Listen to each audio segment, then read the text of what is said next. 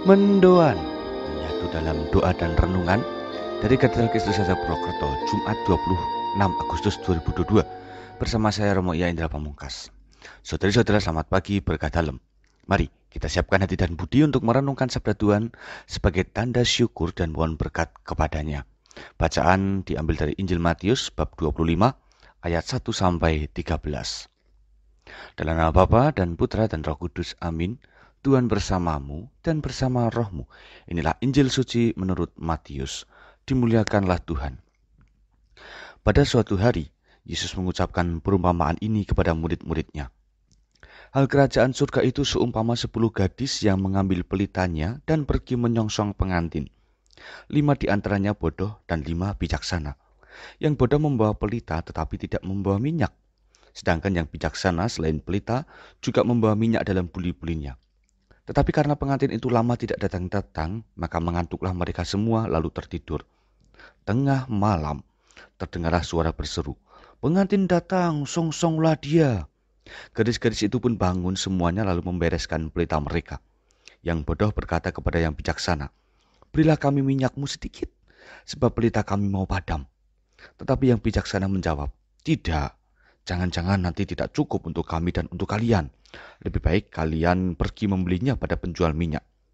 Tetapi sementara mereka pergi membeli, datanglah pengantin dan yang sudah siap sedia masuk bersamanya ke dalam ruang perjamuan nikah.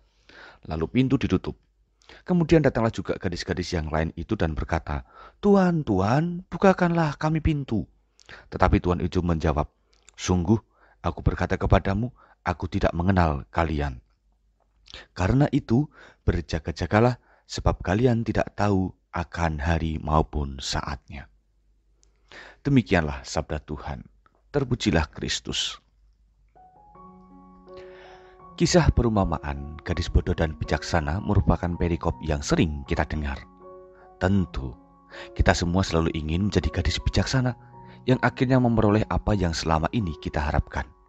Namun, terkadang secara tidak sengaja, justru kita menjadi gadis bodoh berhadapan dengan dinamika hidup yang tidak bisa kita duga.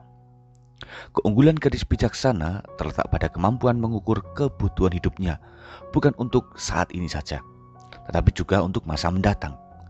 Inilah saudari-saudara yang dimaksud sebagai cara berjaga-jaga. Kemampuan ini bisa dimiliki semua orang, karena memang merupakan sebuah pilihan.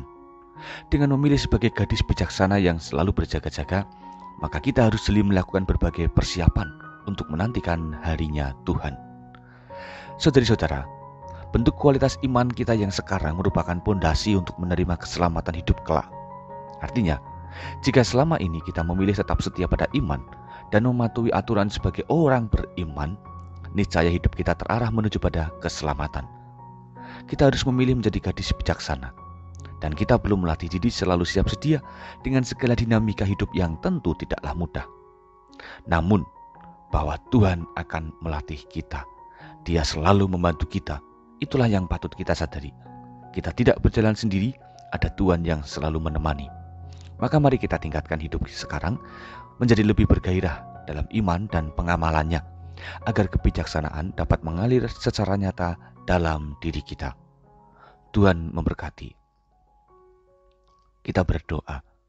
Allah Bapa Maha Kuasa, berkatilah kami dalam perjalanan hidup ini agar bisa selalu memilih sebagai orang bijaksana. Dengan berpegang pada perintah-Mu dan setia pada ajaran-Mu, semoga kami kelak Kau dapati hidup dalam keselamatan. Arahkanlah kami untuk selalu menjadi murid-Mu, karena dengan demikian akhirnya kami akan mengalami perkembangan hidup yang nyata. Demi Kristus Tuhan kami. Amin. Tuhan bersamamu dan bersama roh-Mu. Kita semua, keluarga kita, mereka yang kita cintai dan segala rencana kebaikan kita senantiasa dalam berkat Allah yang Maha Kuasa, Bapa, Putra, dan Roh Kudus. Amin. Saudari-saudara, selamat beraktivitas. Tuhan memberkati. Salam mendoan.